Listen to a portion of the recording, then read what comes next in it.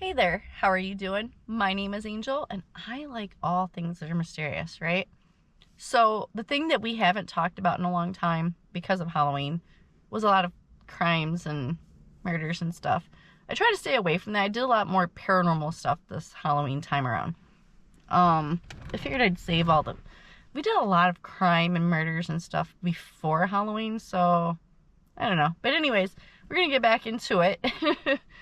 um, it was a nice little break, but I found something that I wanted to talk about that I had never heard about before, and I just wanted to share it with you and see if you knew anything about it. And I understand the reason why I probably didn't hear anything about it was because it happened way before I was born. But still, there's a lot of murders and stuff that have happened before I was born that I heard about. So it's kind of weird that I didn't hear about this one. So anyways, these are the alphabet murders. And it says the alphabet murders, also known as the double initial murders. I don't know why I'm saying murderers, like there's more than one. We don't know.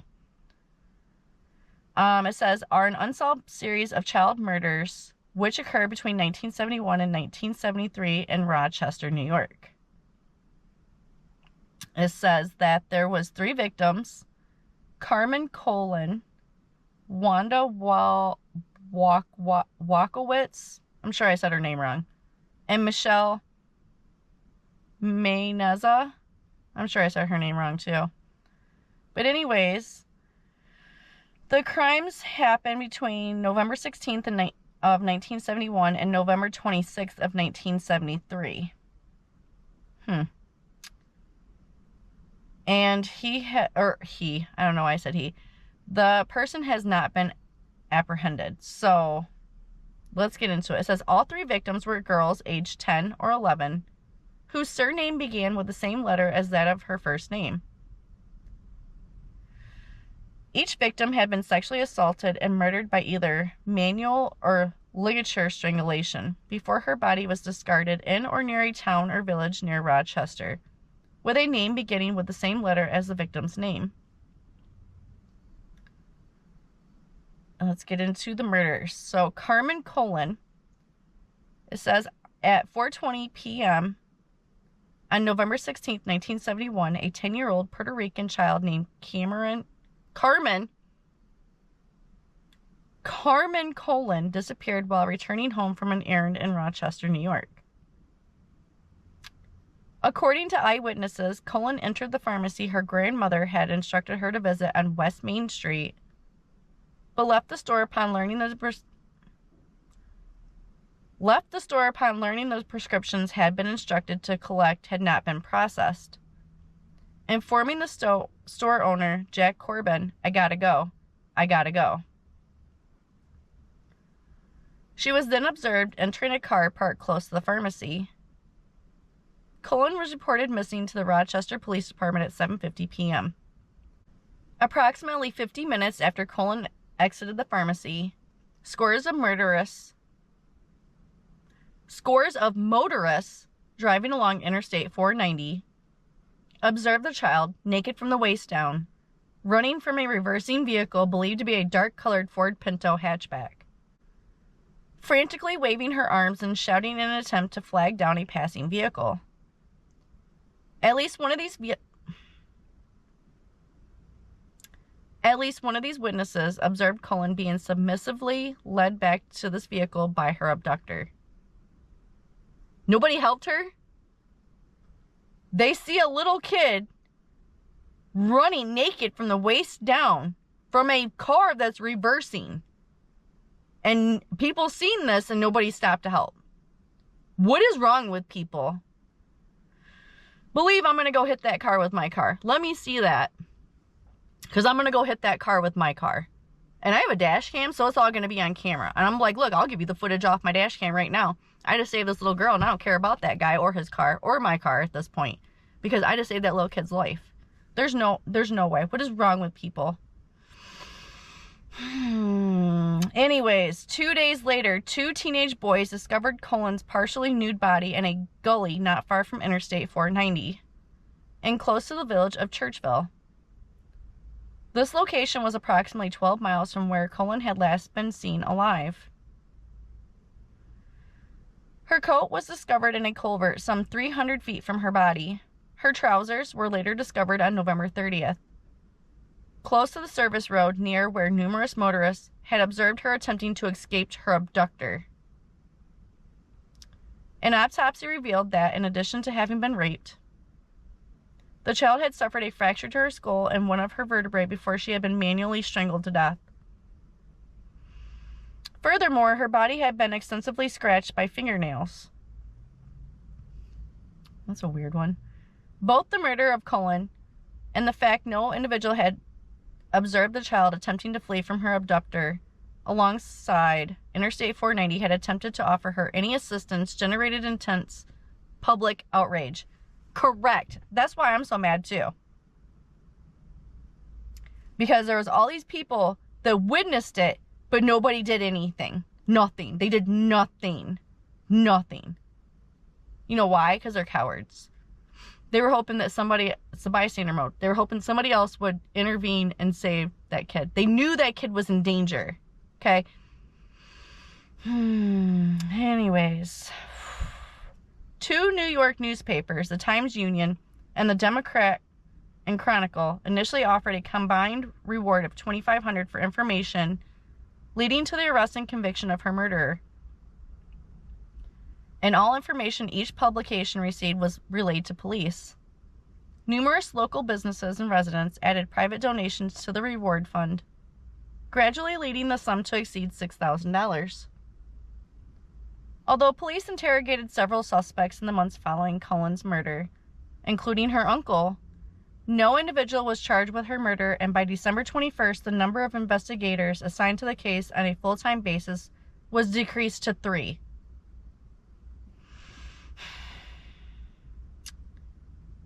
In early 1972, 5 large billboards, each measuring 30 feet by 12 feet, were erected alongside major Rochester expressways. Each bore an 8 feet high picture of the child alongside the headline, "Do you know who killed Carmen Colon?" Why do I keep trying to call her something else? Carmen Colon. This poor girl. Rest in peace, little girl. Free use of these billboards was given for 1 month by the Rochester Outdoor Advertising Company. Each offered a $6,000 reward for information, leading to the arrest and conviction of Colon's murderer or murderers, in addition to displaying the telephone hotline number and postal address. Each established the previous November to encourage the public to submit anonymous information. Although this tactic generated several new leads, all failed to bear fruit. That's just sick. That makes me sick. This is probably why I've never heard of this before, because this would make me sick. My daughter's like this age. She's 9. She'll be 10 soon. And it just makes me sick. Oh, that hair's attached. But anyways, it brings me back to last year, around the time my mom passed away. I can't remember if it was right before or right after, because all the time around my mom dying was a blur. So anyways, but a little 10-year-old girl had, her and her 6-year-old sister were playing in their front yard. A guy, I think I talked about this before, a guy came from out of town. He was a convicted sex offender. And he came into Rockford. He kidnapped the 2 little girls. The 6-year-old was able to get away and run home. The 10-year-old was not so lucky. He raped her and strangled her to death. And it just irritates the living shit out of me because she got kidnapped out of her front yard. And this is why I keep telling my daughter, I'm like, it's not safe out here. And I keep telling her, I was like, this literally happened like 3 blocks away from Papa's house. You cannot just play out in the yard here. It's not safe. And I was like, and if you do see somebody, you need to run. They're not a friend. Everybody's a potential... you don't know who they are, okay? You don't know who they are. You don't know if they're a good person. Run, okay? Kids don't have that kind of cognitive thinking yet to be able to distinguish a good person between a bad person. They haven't developed them skills yet. Let's be real. Sometimes people don't develop them skills at all. So anyways, let's get in deeper. It says Wanda Walkowics 17 months later, at approximately 5 p.m. on April 2nd, 1973, 11-year-old Wanda Walkowics disappeared from the east side of Rochester while returning home from an errand. According to the owner of the Delicatessen Walkowicz had been instructed to visit. I don't know what that is. The child had purchased the groceries she had been instructed to buy at approximately 5:15 p.m. before she began walking alone down Conkey Avenue. Walkowicz was reported by... so many errors. I cannot talk. I cannot get the words to come out. Anyways, Walkowicz was reported missing by her mother, Joyce, at 8 p.m. Police immediately launched an intense search to locate Walkowicz. Almost 50 detectives searched several square miles of the terrain around her home. The Delicatessen. I'm sure I said that wrong. It looks like delicate and sisson. Anyways, in areas around the Genesee River. The Genesee River? Wasn't there a Genesee River killer too? Okay, so anyways, let's not get these two intertwined too much because we don't know if there's any correlations here. Okay, anyways, the detectives searched areas around the Genesee River where she had been known to play. These searches failed to locate the child, although several neighborhood residents recalled observing Walkowicz struggling to carry the bag of groceries, walking just north of Avenue B. 3 classmates specifically observed her bracing the bag against a fence so that she could improve her grip as a brown vehicle drove past her. Walkowicz's fully clothed body was found by a police officer at 10:15 a.m. the following day, discarded at the base of a hillside alongside an access road to State Route 104 in Webster, approximately 7 miles from Rochester. The position of her body indicated she had likely been thrown from a moving vehicle, with her body rolling down the embankment. An autopsy revealed she had been sexually assaulted, then strangled from behind with a ligature, most likely a belt. Several defensive wounds indicated Walkowicz had fought her murderer. Good for her. I hope she got some good licks in on him too. I hope she hit him. I hope she scratched him. I hope she did some damage. I really do. In addition, her body had been redressed after her death. The autopsy also revealed traces of semen and pubic hair on the child's body. Furthermore, several strands of white cat fur were found upon her clothing, although the Walkowicz family did not own a pet with fur of this color. As had been the case with Carmen Colon, investigators established an anonymous telephone hotline in addition to distributing numerous flyers throughout Rochester appealing for information. A reward of $10,000 for information leading to the arrest and conviction of Walkowicz's murder was also established. These police inquiries produced an eyewitness who informed investigators. Let's start that all over again. I don't know what's going on with me. These police inquiries produced an eyewitness who informed investigators that as Walkowicz had walked home from the Delicatessen on the evening of April 2nd, he had observed the child standing alongside the passenger door of a large brown vehicle, conversing with the driver. This eyewitness was unable to obtain a clear view of the occupant of the vehicle, although the location of the sighting was just 0.2 of a mile from the Walkowicz home. Another individual who contacted investigators following the installation of the anonymous hotline informed investigators she had observed a man forcing a red-haired girl matching Walkowicz's description into a light-colored Dodge Dart on Conkey Avenue between 5:30 p.m. and 6 p.m. on the evening of her disappearance. Once again, you saw a man force a little girl into a vehicle, and you did nothing to stop it. I hope they get that guilt trip. I hope they get it bad.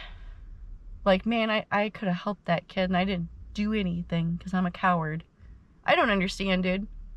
I do not understand, and I am extremely mad because I don't care if that's my kid or not.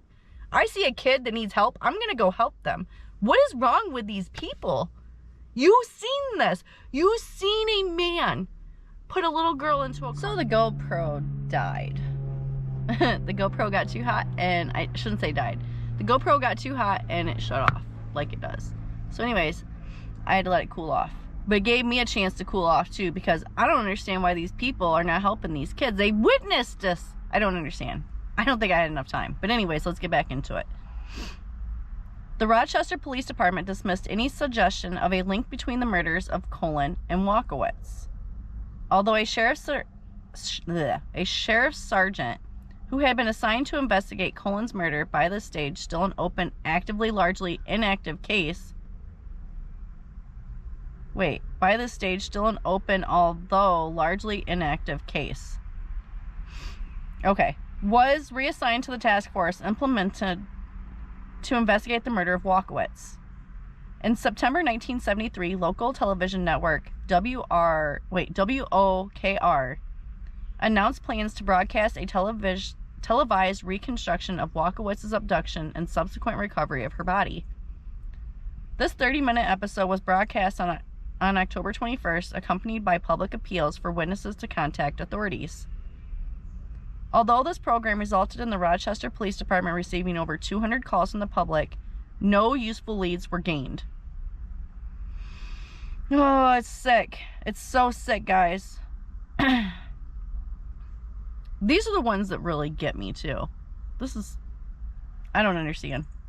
Moving on, Michelle Maenza, so I'm gonna call it. I'm sure I said it wrong. I'm so sorry, little girl. I am so sorry, and I hope you rest in peace. 7 months later, on the evening of November 26, 1973, 11-year-old Michelle Maenza was reported missing by her mother, Carolyn, after she failed to return home from school. Subsequent investigations would determine Maenza was last seen by her classmates at approximately 3:20 p.m., walking alone en route to a shopping plaza located close to her school with the intention of retrieving a purse her mother had left inside a store within the plaza earlier that day. How did she know her mom left her purse there? This is in 1973. It's not like she had a cell phone, text her, and was like, hey, I forgot my purse at the store. Can you go get it for me? How did that come about? So she went home first? Is that what she's trying to say? I have questions about that. That seems suspicious as hell. How did the little girl in 1973 know that her mom had left her purse inside the store that day? And she hadn't been home. She had left the school. Yeah, she failed to return home from school. She walked to this plaza to return her mom's purse. But how did she know her mom's purse was even missing? There's that question. How? How did she know that? Anyways, moving on. Approximately 10 minutes later, a witness observed Maenza sitting in the passenger seat of a beige or tan vehicle traveling at high speed on Ackerman Street before turning onto Webster Avenue. According to this witness, the child had been weeping. And they did nothing! You've seen this car going fast, you've seen a kid sitting in the seat, and you've seen the kid crying, but you did nothing. At 5:30 p.m. on November 26, a motorist observed a man standing by a large beige or tan vehicle with a flat tire, parked alongside Route 350 in the town of Walworth, holding a girl he strongly believed to be Michelle Maenza by the wrist. When this motorist had stopped to offer assistance, the individual had deliberately grabbed the girl and pushed her behind his back, also obscuring his license plate from the motorist's view as he stared in his direction with such a menacing expression on his face that the motorist had felt compelled to drive away. No, I would have been more compelled to intervene. I wouldn't have been scared. I'd have been more scared for that little girl. No, absolutely not. Maenza's fully clothed body was discovered at 10:30 a.m. on November 28th, lying face down in a ditch alongside a rural road in Maesden, approximately 15 miles from Rochester. Her autopsy revealed that in addition to receiving extensive blunt force trauma to her body, Maenza had been raped and strangled to death from behind with a ligature, possibly a thin rope. Numerous strands of white cat fur were discovered upon her clothing, and leaf samples matching the foliage where her body was discovered were recovered from within one of her clenched hands, indicating she had likely been strangled to death at or near the location where she was found. Investigators were able to retrieve a partial palm print from her neck and traces of semen on her body and underwear. A forensic analysis of the semen samples determined she had been raped by one individual. Oh. And there's actually some pictures I will add. Oh, well, it's not a UPS plane. Surprise, surprise. Anyways, there are some pictures I will overlay. Anyways, an analysis of the contents of Maenza's stomach revealed traces of a hamburger and onions which had been consumed approximately 1 hour before her murder, giving credence to earlier reports of a girl matching Maenza's description having been seen in the company of a Caucasian man with dark hair. Aged between 25 and 35, approximately 6 foot tall, and weighing 165 pounds, both at a fast food restaurant in the town of Penfield at approximately 4:30 p.m. on the afternoon of her disappearance, and alongside Route 350 approximately 1 hour later.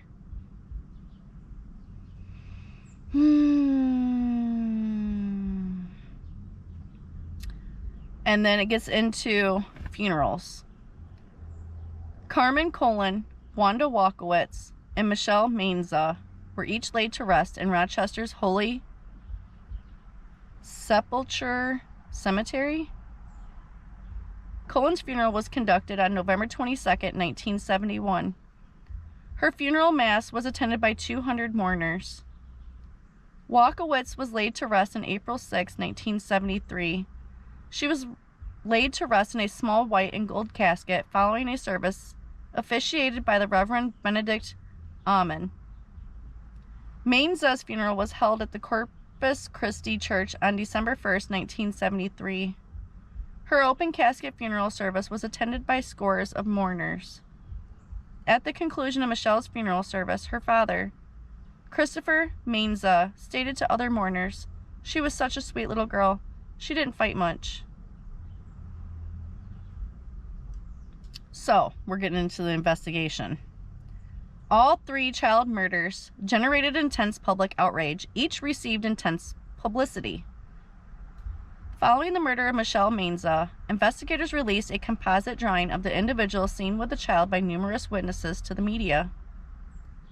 They also installed a telephone hotline exclusively devoted to the manhunt for the perpetrator, whom they strongly suspected had committed all 3 murders. Anonymity was again offered to any caller offering information, and a reward was again offered for any information leading to the arrest and conviction of the perpetrator. Although these efforts resulted in numerous calls from the public, no credible suspect was located. Although investigators interrogated more than 300 potential suspects in relation to the Alphabet murders, the perpetrator or perpetrators of the homicides was never caught, and the case remains unsolved. As each child hailed from a poor Catholic family, had few friends, and had recently experienced issues such as bullying or poor academic performance at her school, investigators have not discounted the possibility the murderer may have been employed by or held knowledge of the practices of a social service agency in his efforts to initiate contact with and or gain the trust of each victim. Similarities. All 3 victims were pre-adolescent females who had disappeared from Rochester in the early afternoon on days of light or heavy rain, and whose bodies were later discovered within nearby towns. The body of each girl had been discovered either fully clothed or partially clothed close to an expressway at a location typically accessible by vehicle and each victim had evidently been thrown from or carried from a car to the location her body had been discarded. That's sick. Each child was short in height. They're kids. And all 3 girls had been raped before being strangled to death. That's sick. In addition, all 3 were known to be viewed as somewhat lonely outcasts among their peers. Furthermore, an analysis of the stomach contents of both Walkowics and Maenza revealed both girls had ingested food shortly before their death, which neither girl is known to have eaten prior to her disappearance. And the bodies of both girls had been redressed after death. Both contemporary and current investigators have stated the possibility each victim had been selected due to the double initials of her name is extremely unlikely. As for an offender to pre-select his victims for his incidental reason, would likely involve his stalking his victim over an extensive period of time, thus increasing the risk of being noticed. Furthermore, some investigators believe that, although the murders of Walkowics and Maenza may have been committed by the same individual who had lured the girls to their deaths, the overall modus operandi of the murder of Carmen Colon strongly indicates her murder had been committed by an individual known and possibly related to her, as opposed to an individual unknown to her who had abducted her by force. And then they get into suspects. So the first suspect was Miguel Colon. In the case of Carmen Colon, her uncle Miguel Colon is considered by investigators to be a strong suspect in her murder. Miguel was her paternal uncle. Following the separation of Colon's parents, he had formed a relationship with her mother, Guillermina. I'm sure I said that wrong. I'm sorry. Typically, on occasions, Colon walked to the pharmacy to collect family prescriptions. She had been accompanied by her grandfather, Felix. Although, on the date of her disappearance, Colon had pleaded with her grandparents to be allowed to walk to the pharmacy unaccompanied. Just weeks prior to Colon's abduction and murder, her uncle is known to have purchased a car closely matching the vehicle seen by eyewitnesses reversing upon Interstate 490 in pursuit of the child. Investigators did conduct a search of this vehicle shortly after Colon's murder, discovering the interior and exterior of the car had been extensively cleaned, and the trunk had been washed with a strong cleaning solution. Questioning of the dealership, which had recently sold the vehicle to Miguel, revealed the trunk had not been washed with a detergent prior to sale. Moreover, a doll belonging to the child was found in his car. Although Colon's family members informed investigators she had frequently traveled in Miguel's car and may have left the toy in his car. Furthermore, according to a friend, 2 days after the death of his niece, Miguel had informed him of his intention to leave the country as he had done something wrong in Rochester. He relocated from Rochester to Puerto Rico just 4 days after the murder of his niece. Investigators did travel to San Juan to question Miguel in March 1972. Although local newspapers published articles detailing police intentions to question him, resulting in Miguel fleeing from authorities. Miguel surrendered to authorities on March 26th and agreed to be extradited back to Rochester to face questioning. Miguel Colon was unable to provide a credible alibi for his movements on the date of his niece's murder, and no individual could be located to corroborate his claims regarding his whereabouts. Despite strong circumstantial evidence attesting to Miguel's guilt, no physical evidence was located at the crime scene or within his vehicle to link him to the murder. Although Miguel Colon died by suicide in 1991 at the age of 44 following an incident of domestic violence in which he shot and wounded both his wife and his brother. Oh, so there's that. I think he did it then. So anyways, the next suspect was Dennis Termini. One individual considered a strong suspect in the Alphabet murders is a 25-year-old Rochester firefighter named Dennis Termini. Termini was a prolific serial offender known as the Garage Rapist, who is known to have committed a minimum of 14 rapes of teenage girls and young women between 1971 and 1973. He is also known to have owned a beige vehicle similar in description to the vehicle observed by several eyewitnesses to the abductions. Moreover, he lived at an address on Bach Street, an address close to the area where Michelle Maenza was last seen alive. 5 weeks after the death of the final victim of the Alphabet murders, on January 1st, 1974, Termini attempted to abduct a teenage girl at gunpoint. Although he fled the scene when the teenager refused to stop screaming, shortly thereafter he abducted another potential victim, although on his occasion he was pursued by the police, culminating in Termini committing suicide by shooting himself in the head. A subsequent forensic examination of Termini's vehicle did reveal traces of white cat fur on the upholstery. In January 2007, Termini's body was exhumed to obtain a the tongue doesn't want to work. Termini's body was exhumed to obtain a DNA sample for comparison with the semen samples recovered from Walkowics' body. The results of this test confirmed Termini was not responsible for her murder. However, no physical evidence retrieved from the bodies of Colon or Maenza exists for comparison with Termini's DNA. And then the next suspect was Kenneth Bianchi. And the only reason I know how to pronounce that last name is because I had a friend that was her last name, Bianchi. Anyways, another suspect in the Alphabet murders is a serial killer named Kenneth Bianchi, who at the time of the murders worked as an ice cream vendor in Rochester. He is known to have worked at locations close to the first two murder scenes. Bianchi had relocated from Rochester to Los Angeles in January 1976. Between 1977 and 1978, he and his cousin, Angelo Bono Jr., committed the Hillside Strangler murders of 10 girls and young women between the ages of 12 and 28. Bianchi was never charged with the Alphabet murders and was vehemently denied any culpability in the homicides. He has repeatedly attempted to have investigators officially clear him of suspicion. However, while residing in Rochester, he is known to have driven a vehicle of the same color and model as a vehicle seen near one of the abduction sites. The next suspect is Joseph Naso.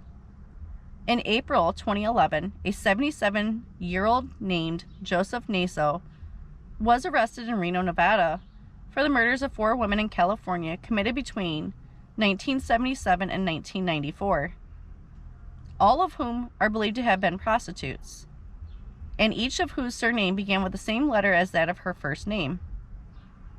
Naso was a New York native who had lived in Rochester during the early 1970s and who is known to have regularly traveled between New York and California. I have a question.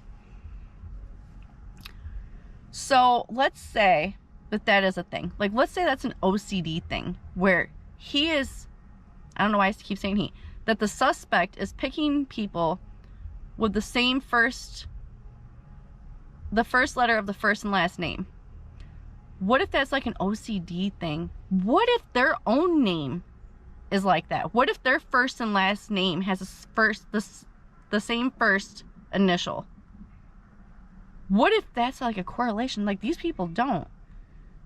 I don't know where I picked that up on. I was just thinking too. I was just like, well, that's really weird that he did that. But he also doesn't have the same. So maybe it's just a thought. I don't know. I'm just saying. Anyways, initially described by authorities as a person of interest in the Alphabet murders, DNA testing has confirmed Naso's DNA is not a match to the semen samples recovered from the body of Wanda Walkowics. Naso was brought to trial on June 18, 2013, charged with the murder of the 4 California Alphabet murder victims. He was anonymously convicted of each murder on August 20th. On November 22nd, 2013, Naso was formally sentenced to death. Does that mean that he's dead? Anyways, the aftermath. In 1995, the mother of Carmen Colon made her first public statement regarding the murder of her daughter. In this interview, granted to Democrat and Chronicle reporter Jack Jones, Carmen Colon stated that although she had lived her entire life in poverty, if she could have only one thing before her own death, it would not be wealth, but knowing who had murdered her daughter. Adding, if I could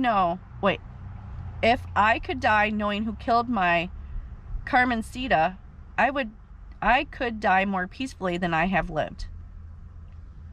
It is the only thing I want in my life, and to know that this person had to pay for the terrible things he did to my little girl. If the person who did this could have any compassion, he would see the pain and suffering the families of these little girls have gone through for all this time. Yeah, but they're probably a psychopath and they don't care. They don't have emotions and they don't think like that. They don't even have guilt or anything over this, remorse or anything. The Democrat and Chronicle newspaper published a series of the articles focusing upon the ongoing police investigation into the Alphabet murders in 2009, appealing for public information with view to closing the case. These articles resulted in the Rochester Police Department receiving approximately 20 new leads of inquiry. Although all leads received were pursued, none resulted in the apprehension and conviction of the perpetrator or perpetrators. Nonetheless, a police spokesman has stated the Rochester Police Department remains committed to solving the case. And what does it say for... Okay. There's actually a movie called The Alphabet Killer, huh? Huh. I didn't know that. Anyways, on that note, this is the end of this video. What do you guys think? Like, I know murder's bad, no matter what, right? But it seems so much worse when it's a kid, because that poor kid didn't even get a chance to live their life. And these 3 little girls, like, from what we found, was that they were bullied, they were loners and stuff, and that this guy, I keep saying guy, that this person preyed upon them. I can believe that. I can believe a lot of things. But anyways, on that note, this it just makes me so sick to my stomach when I talk about the murders of little kids. It just makes me so sick, because I have a little kid. You know, I mean, my son's 18, but my daughter's 9. I have a little kid, so I understand, and it just breaks my heart, because I don't know what I would do. I don't know what I would do. You know, you don't know what you would do in that situation. I feel extremely bad for the families, and I hope at some point in time in their lives they get peace. That is the most that I can hope from this, is that at some point in time they're going to get some kind of peace in their life, that they don't have to carry this with them for the rest of their lives. So anyways, on that note, if you liked this video, go ahead and give me a thumbs up. If you would like to see more videos like this, go ahead and subscribe. And as always, I appreciate you so much, and I hope you have a great day, and I will see you in the next video. Bye.